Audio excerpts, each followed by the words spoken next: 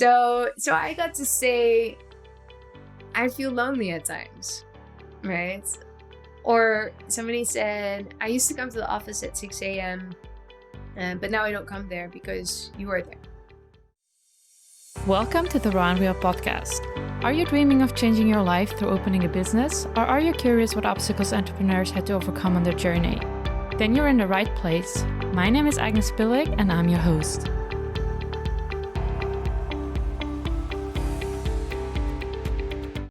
Hey everyone, welcome back to another episode of Raw and Real.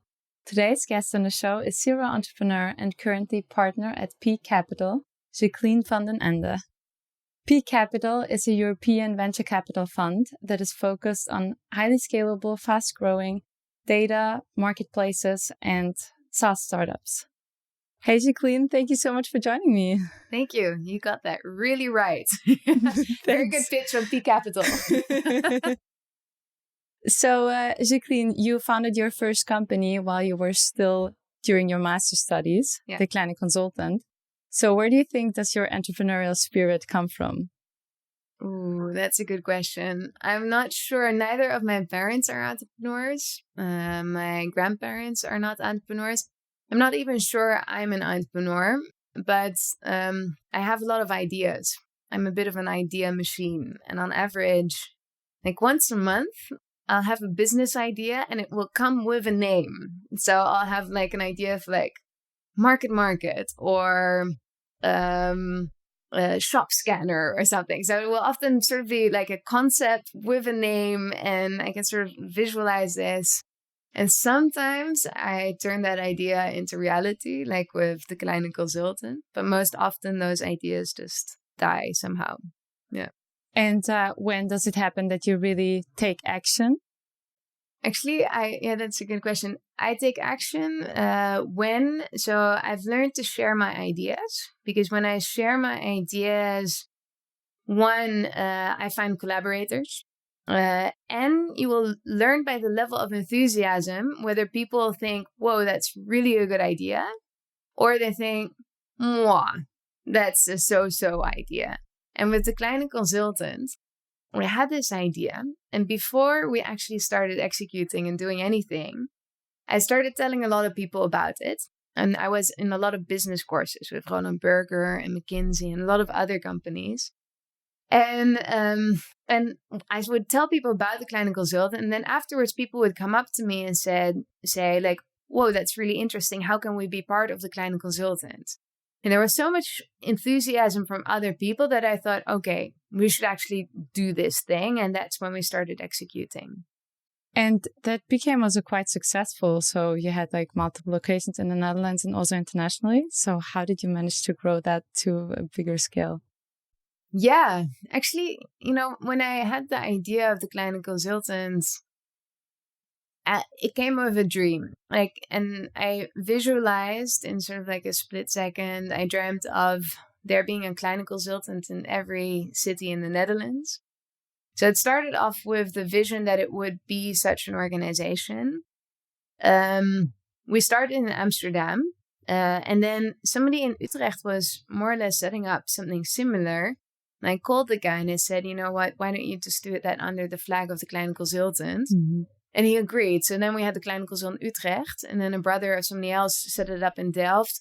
And from there, we actually started, finding talent. Or a lot of people approached us like, oh, how can I have the Kleine Consultant in my city? Mm-hmm. And so we created this sort of, infrastructure so that people could set up their own Kleine Consultant city. And twice a year, there's a national conference and all the cities and countries come together. It's very much modeled after the international student organization, ISAC. Do you know ISAC? Yeah. Yeah, I spent 2 years with ISAC, and it was really an inspiration on how to create a national organization for students. Ah, okay. Yeah. And then you started at Hull Investment, right? Yeah. And I remember that you said once that you knew from the beginning that that's not actually what you wanted to do, that you wanted to be an entrepreneur. Yeah. But you still stayed there for like 3 years. Yeah. Why is that? Yeah, Hull Investments, it was it'd be funny to tell you how I ended up in Hall Investments, because I was introduced by a recruiter. And so I had a first conversation with the HR team. And then afterwards, they called me and they said, you don't fit the standard profile, but we want to give you the wild card. So, and that meant that I was invited to the interviews. And then before we even had the interview, we had to make a case. You had to make a case about what company you would invest in. Mm-hmm. And you had to read a book that was this thick. And the book is called Valuation, and it's a really thick book. And I was about to drive to Africa with my then girlfriend. The two of us were going to go on an expedition to the 2010 World Cup. So I had no time for this case and to read this book. So I was late to submit the case. And then I was like, you know what, I'm just not going to do this. So I called the recruiter. And she was like, yeah, Jackie, you can cancel, but it's sort of like you're in the Idols final. And then you say, no, thank you. You can't do that. So I was like, oh, shit. Okay, I'll go. And, Hall Investments is a very special company. It's an 8 billion euro fund. There are 15 people who run that fund. It's part owned by a billionaire. He's a very special person, somebody that I really admire a lot for his humbleness. Like, he's such a humble guy. And they only hire you once in your life, straight from university. So you can't be an experienced hire. And so for me, this was an adventure. That was purely like, okay, let me go on an adventure and see how it goes. So it was a 2-day selection process, 6 interviews across 2 days. And then if you made it through the first day, you could stay over on a hotel. There would be a dinner. And the next day you would have another set of interviews. And I was so sure I would not make it that I didn't even bring anything. I didn't bring any sort of like night clothes or my toothbrush. And then somehow, for some reason, I made it to the next day. And so all night I've been studying about valuation, because the next day would be more technical interviews. And then at the end of the day, they made me an offer. And I was so surprised that I took it. So I didn't never have the ambition to be in private equity. It was just purely such a random thing that I would be invited to work there. For a long time, I thought they had made a mistake and that they confused sort of like the papers and accidentally made me an offer. And that's just why I took the role. And I mean, it was a great company. It was a very special company. And as a young person, a very special role. Because right off the bat, 25, 26 years of age, you would be put in a position speaking to like CEOs, really big companies. They would send me to Sweden and be like, okay, Jackie is coming over to do the due diligence on the deal. And I'd be like, what is a due diligence? Let me look that up on Google. But it was that kind of company that Hall Investments needed you to do one thing, and that's to understand things really well. And to understand things really well, sort of like, original thinking. What do you think? What do you need to know? What skills do you need to learn to do something? And I really like that. So I did have a good time at the same time. And I learned a ton of things. At the same time, yes, I already always had this feeling of like, okay, I really want to do a startup. But I believe that early on in your career, it's good to have a base. Mm-hmm. It's good to sort of sit it out at a McKinsey and do like 3 years of spreadsheet number crunching, or Goldman Sachs or a Nestle, or it's always good to have some sort of basis. And there will be a lot of stuff that you don't enjoy, but you also learn sort of like a fundament of professional skills. And I think that's useful. So what would you tell someone that kind of has the same feeling, that something is like pulling on them and they feel like they're somehow not completely on the right path, that the job is fine, but it's not their passion? Oh, good question. Maybe 2 things. One, it is good to have some sort of foundation. I think now also, you used to have the myth of the student startup founder who right out of school creates a unicorn. I think that myth is a little bit gone, because it's actually proven to have some sort of experience and professional skills will make you more successful as a startup founder. At the same time, if you're very convinced as to what you want to do, you should do it. And if you're ready for it, I do encourage people to do it. And I still find it very brave when people do it. And something I need to tell myself as well. Yeah. Yeah. And then you moved to the Philippines to start a real estate platform over there, right? Yeah. So what were your main struggles in a different country when you started the company there? Yeah, exactly. Yeah. My startup drive got to boiling point in 2013. So I indeed changed my password to Startup 2013. And then I met Rocket Internet. And they said, why don't you go to Asia? And it was, again, not very well thought through. It was, it wasn't like, oh, let me start my career in the Philippines. But it was like, but I had the opportunity to go to Asia, build this company for them. And I thought, okay, why not?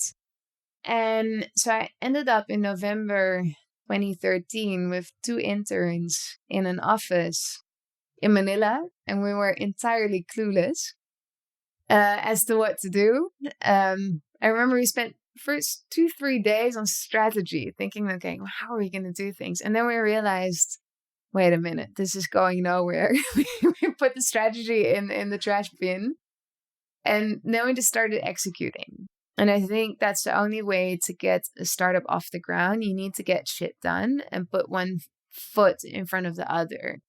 In this case, the business model was clear, online real estate platform. So what you need to do is execute. And we started with team. So first we needed people. We needed an HR person. We needed salespeople to start selling listings. And then we needed to do the online marketing and the marketing side of it. So we started recruiting people, and from there on started building some processes and sort of executing on the company goal.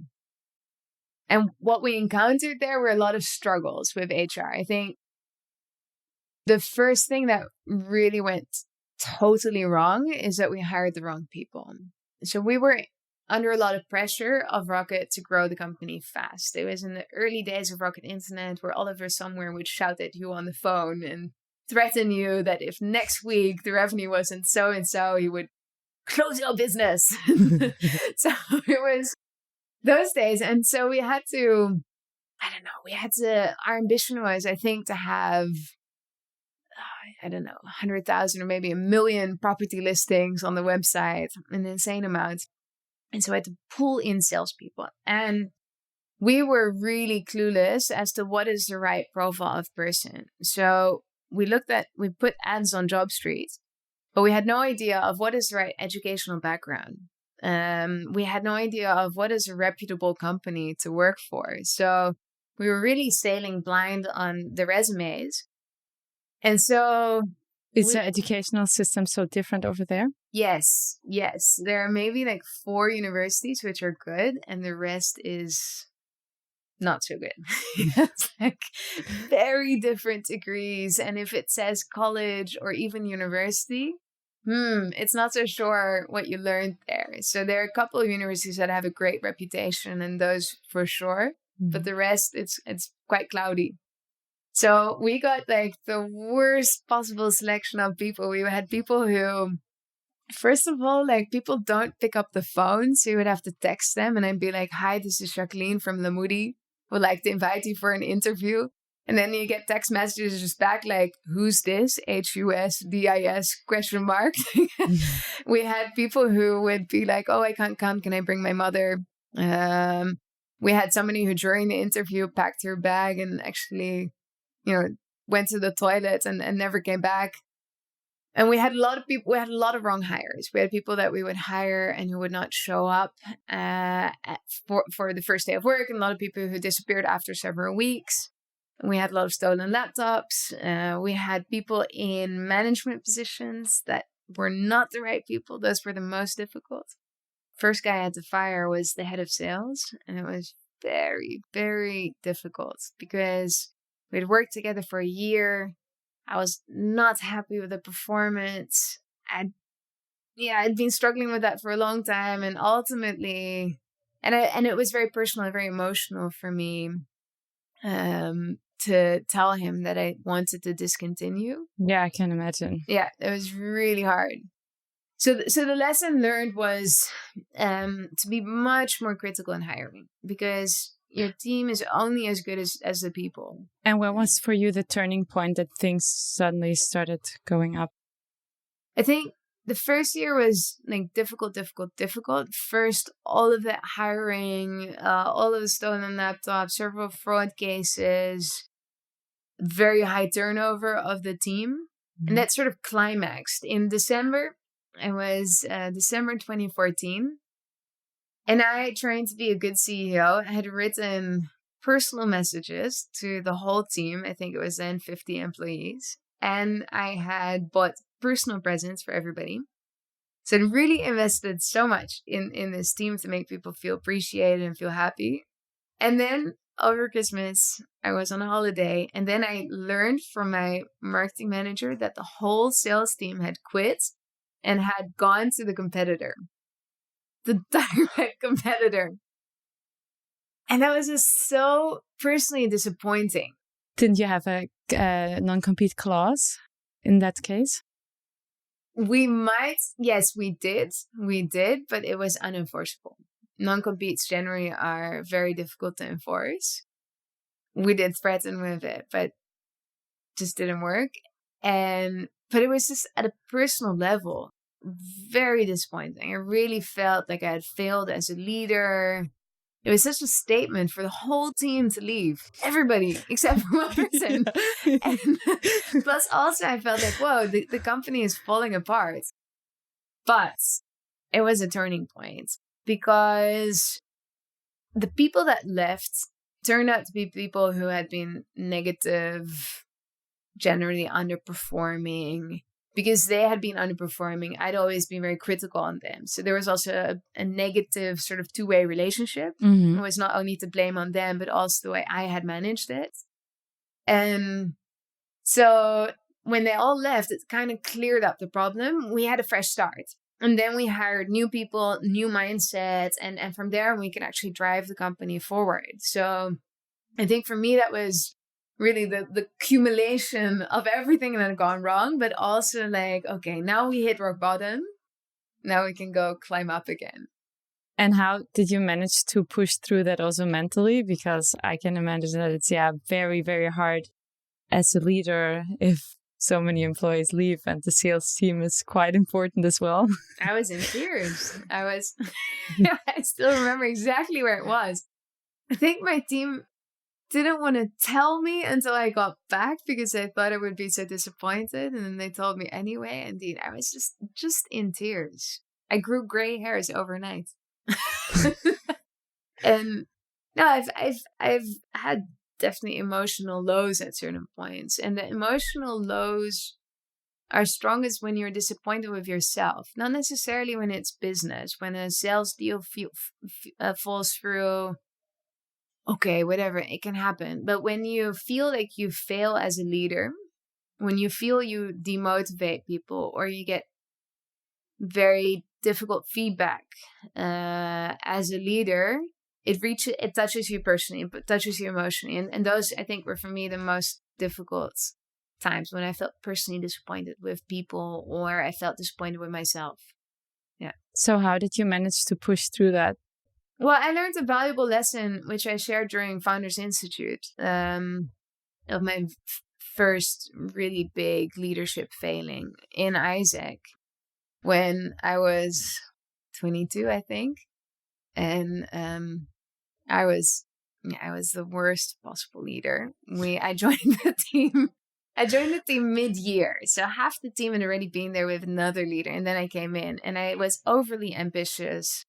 Go. It was all about me. It was all about my ideas. And I totally failed to bring the team with me. So I started taking over roles that other people were supposed to do, which signaled, I don't trust you to do this. And that's the most demotivating thing you can do as a leader. And then we went on this weekend trip, and we were having these very personal conversations, like the lifeline discussion, for example, where you talk about, how's your lifeline? developed. And those conversations you should only do if there's already a foundation of trust. And that foundation was not established. So I got really emotional. Everybody cried. And I called my dad and I said, Pop, I'm really a horrible leader. And that was a turning point in the sense that I then bought the book Coaching for Dummies.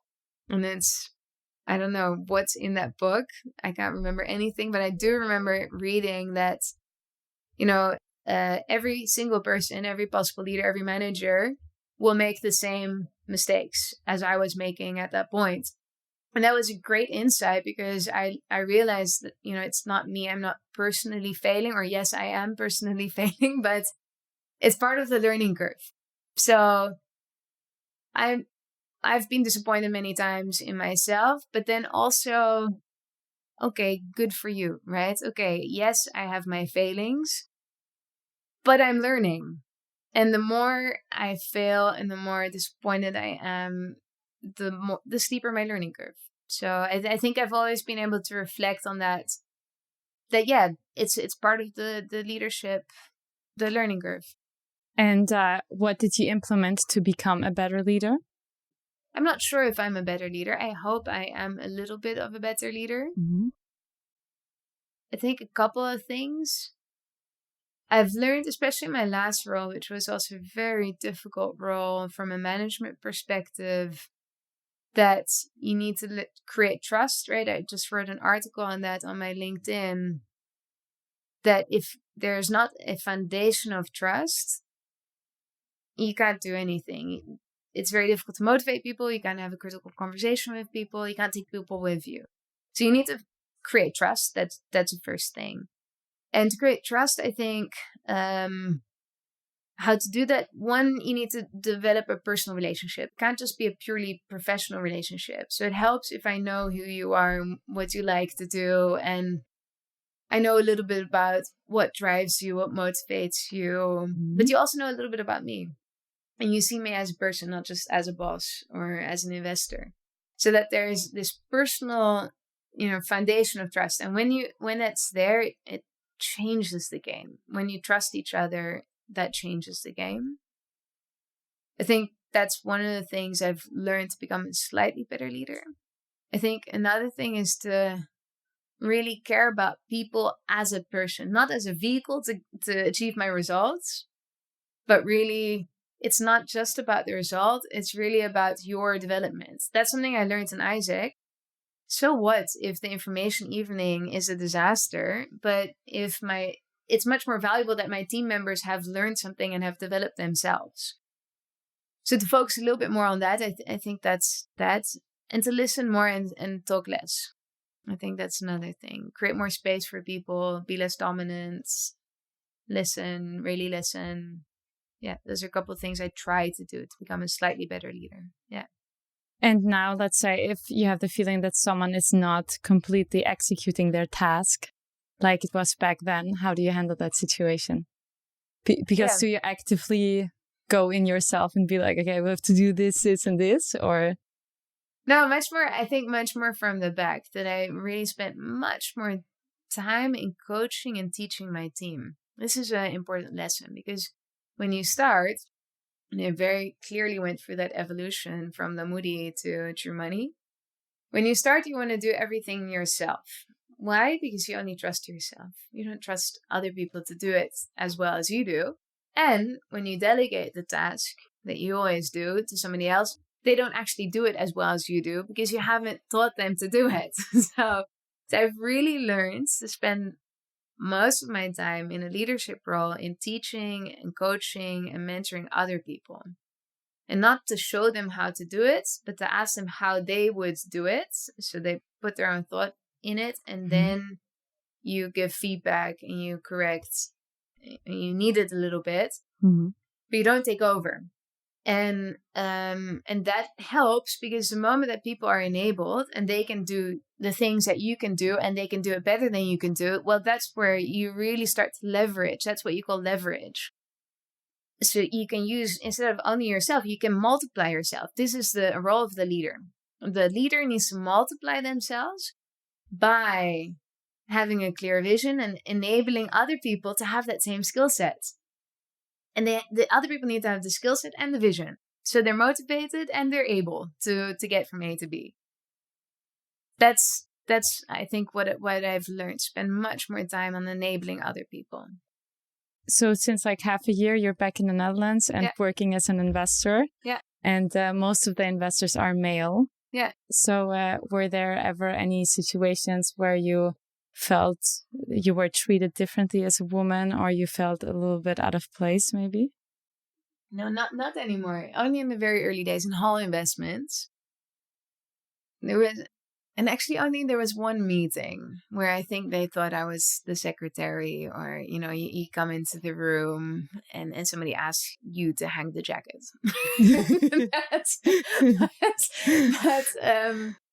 That only happened once. I remember exactly where that happened though and how I felt. Yeah. But I mean, I feel there's a bit of a different scene right now. And maybe that's the 6 years I've gone, and also now I'm more confident myself. Yeah. And in a different position. But I also feel it's changing a little bit. That it's less of a super male dominated place. In the Philippines, I was the only female CEO, and all of the other CEOs who rocked the internet were all guys.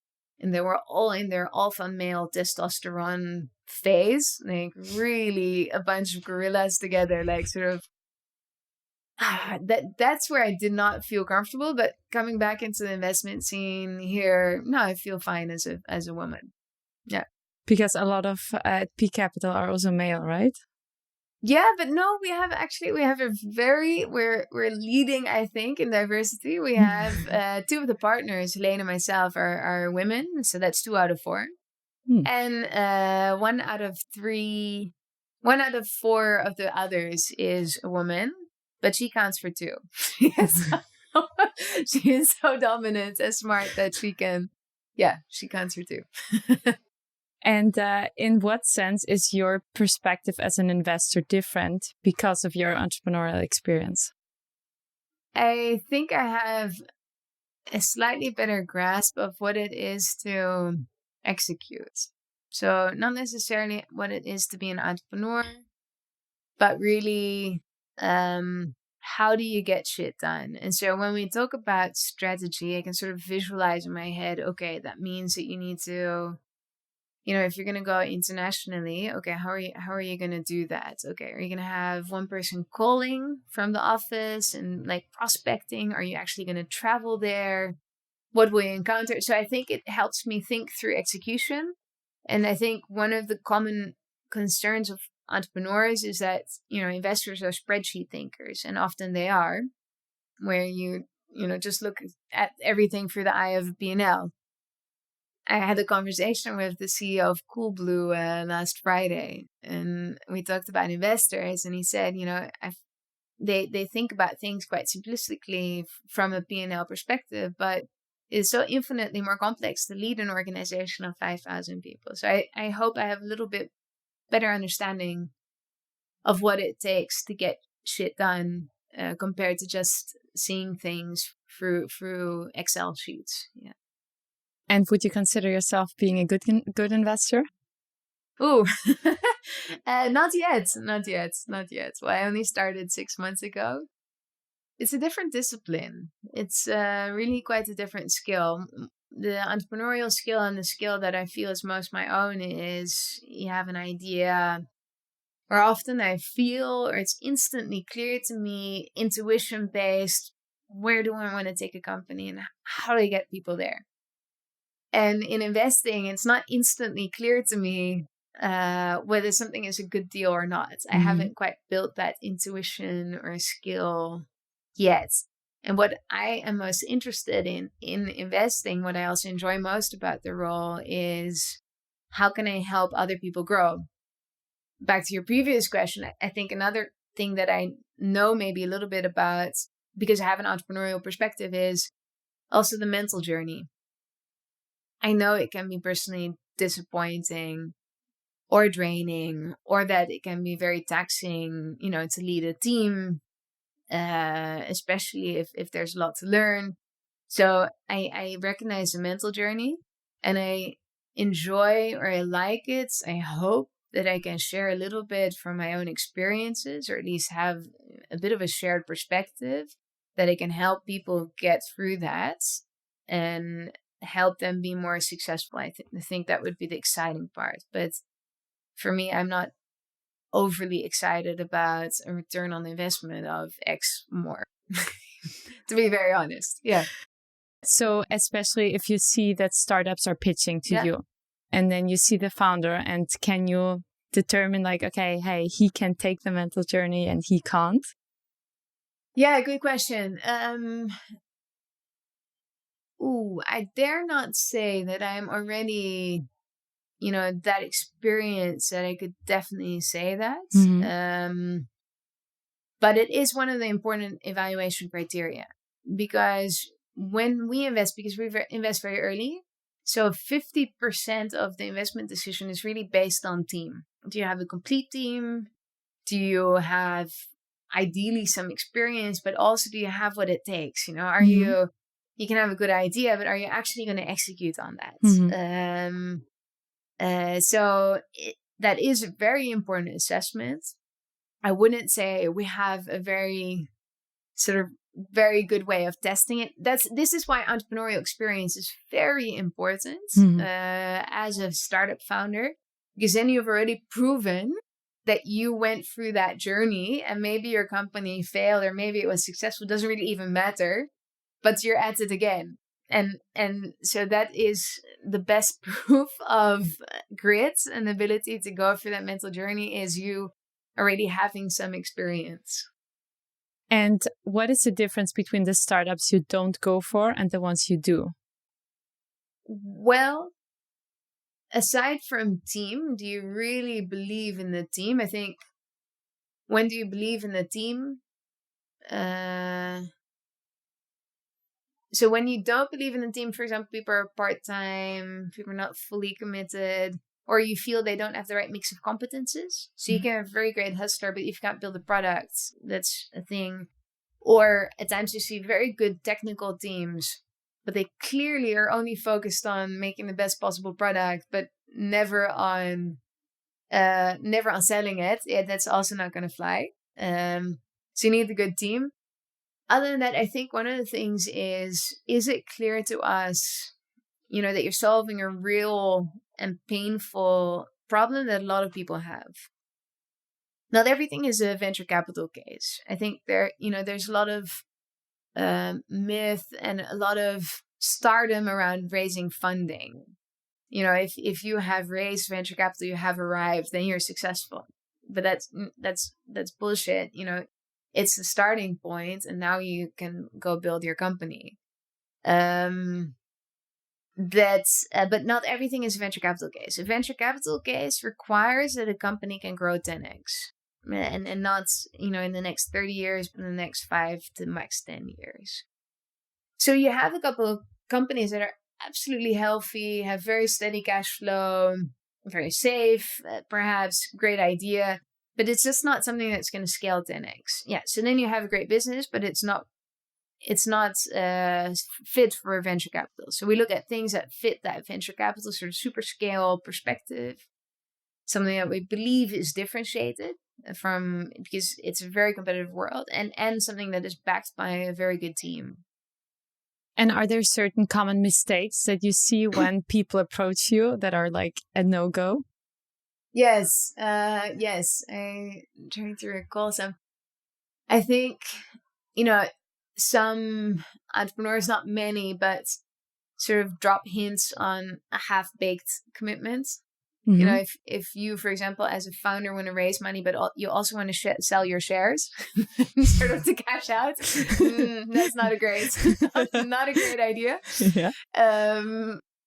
Similar, if you're working on two businesses at times, and again, it doesn't happen very often, but at times you see founders who are doing like two business and sort of seeing on what horse they're going to bet. Mm-hmm. Yeah, that's not something you want to share with a VC. Mm-hmm. So VC will first and foremost look at commitments. Mm-hmm. A second thing, of course, when you initially you get a pitch deck and everything looks great, and the next thing you look at the numbers and it's slightly less rosy. Mm-hmm. But I think the biggest red flag is really things that touch on commitment. And overall, how long does the process actually take from the first contact point, so for example pitching, until a person really has the money on the bank account? Exactly. The money in the bank account is important. We say it is pas binnen als je het kan pinnen, which means the deal is only done once you can actually cash the money from your bank account. It takes 3 to 4 months on average.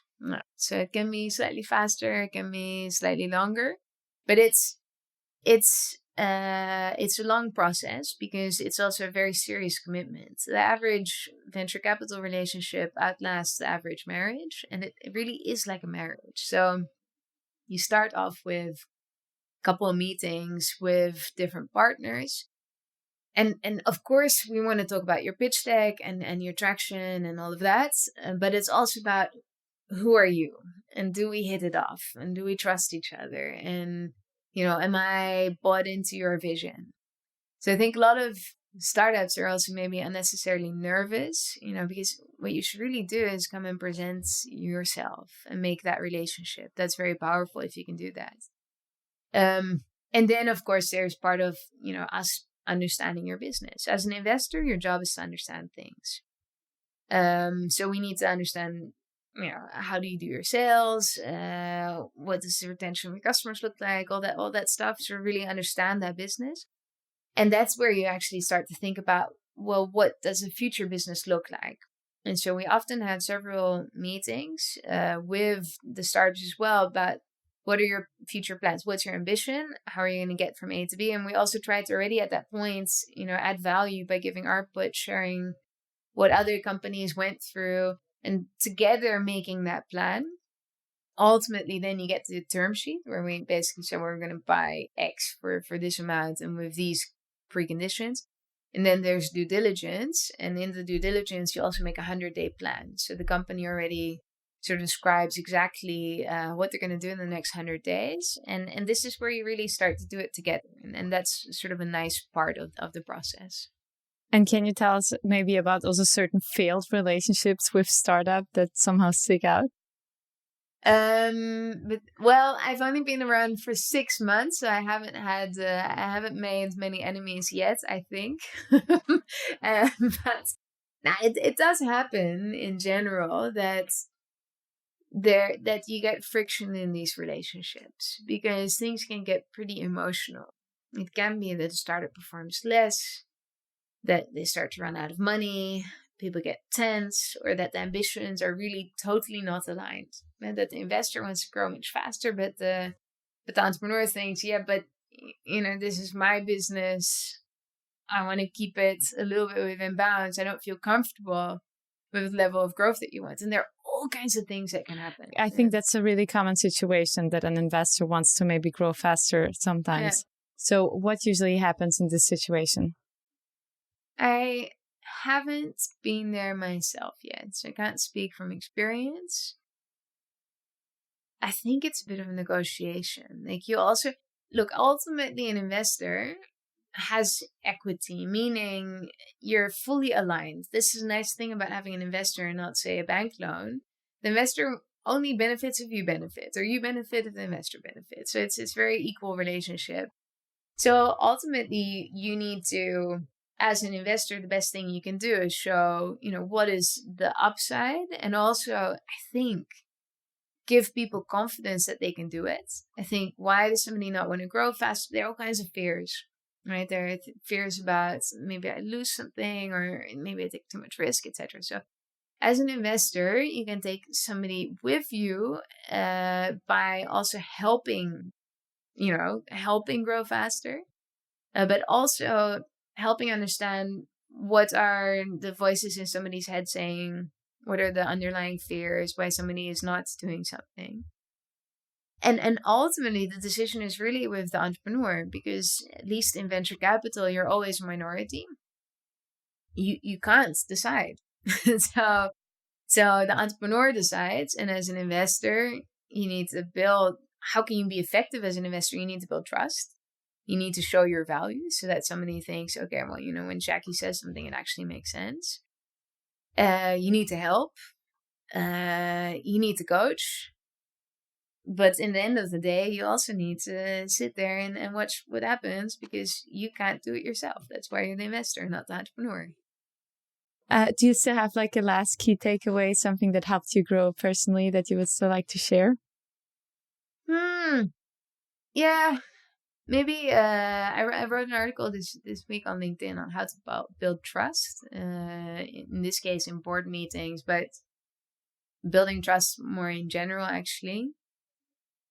I love the book of Brene Brown, which is about Dare to Lead. And I think Brene Brown really takes you through that mental journey of setting up a startup and leading a company.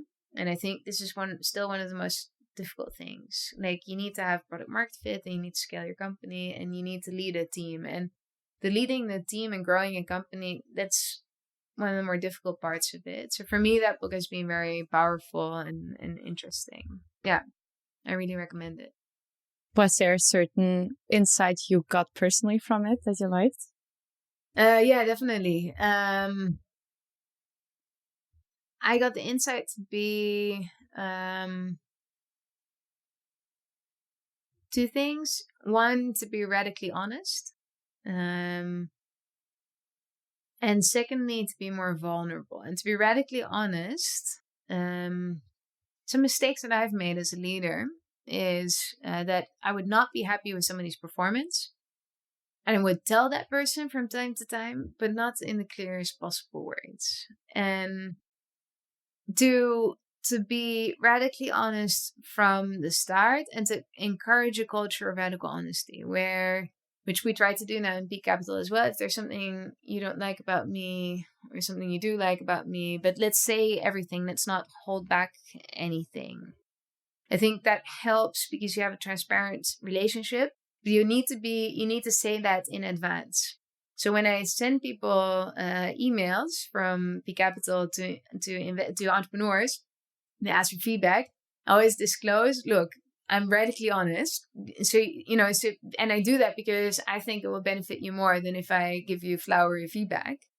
So it's good to set the expectation, but then it's very nice when you can be very honest. It clears up a lot of clouds. And the other thing is to be more vulnerable. And when you can be more vulnerable, it's much easier for other people to identify with you, to come closer to you. I think a lot of people used to see me as a machine. Because I work from 6 a.m. Like in the Philippines, I would start my work day in the office at 6 a.m. and then go home at like 9 p.m. And it was always data driven and always on the ball. And so people felt like, oh my goodness, Jackie's really like a machine. She's not a person. And then when I share, things about me, about my personal world, and maybe simple things about my day. I took a motor taxi. They loved that because they thought like the CEO is taking a motorcycle taxi. that makes me so much more relatable. Or if I share things about the things that I'm not very good at, to be more of a person really helps you connect at a different level and to build trust much more. There was this one situation in Germany.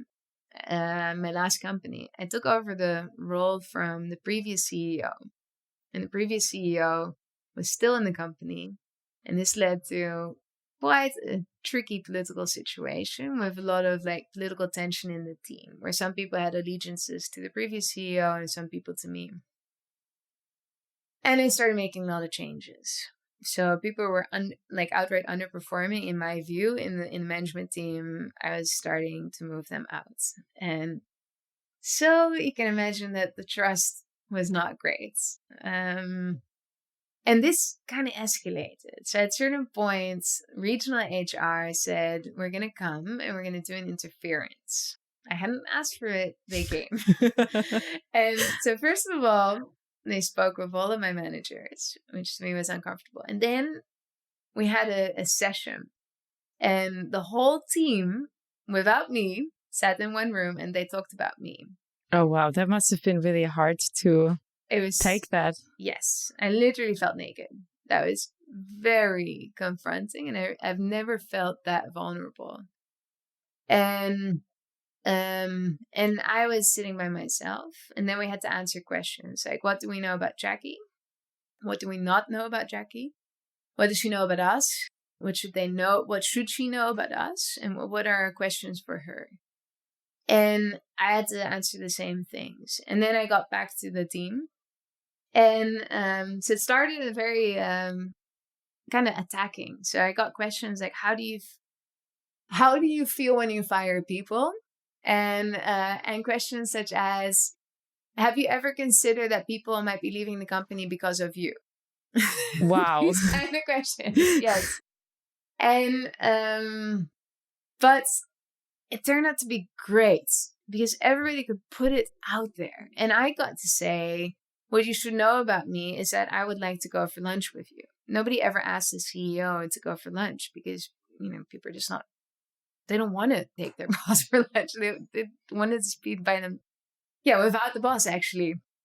And not say something weird where they're like, oh my God, I can't say this in front of the CEO, probably. Yeah, and then I'm a foreigner, which doesn't really help. And so I got to say, I feel lonely at times, right? Or somebody said, I used to come to the office at 6 a.m., but now I don't come there because you are there. So it made me realize, it gave me opportunity to open up, to be as vulnerable as it gets. And for other people to also to put it out there, and it really sort of clear the sky. And it's not that, everything was merely ever after, but it was a intense moment that sort of like cleared the air. It cleared the air, and it was really nice. And it built this deeper relationship of trust, which I had failed. I'd come in there and I wanted to change everything, and I wanted to be data driven and move out the underperformers and get talent in. All of those things, if there's not a layer of trust, if there's no foundation of trust, it's not going to land. And you're never going to have a very stable company. There's no foundation. And I think, so that was a difficult lesson. Again, a moment of total personal disappointment, but a very powerful and important lesson to learn. And I'm sure that next time I lead a company, I will probably, to a certain extent, make the same mistakes, and I will have to learn the same lesson. And hopefully every time I get a little bit better at it. But I don't think it's a one-off lesson. It's a life, it's a recurring life lesson. Amazing. That's beautiful. So how can people contact you? Oh, you can contact me on LinkedIn. I don't know, just Google my name, Jacqueline van den Ende. And you can also email me with your pitch deck.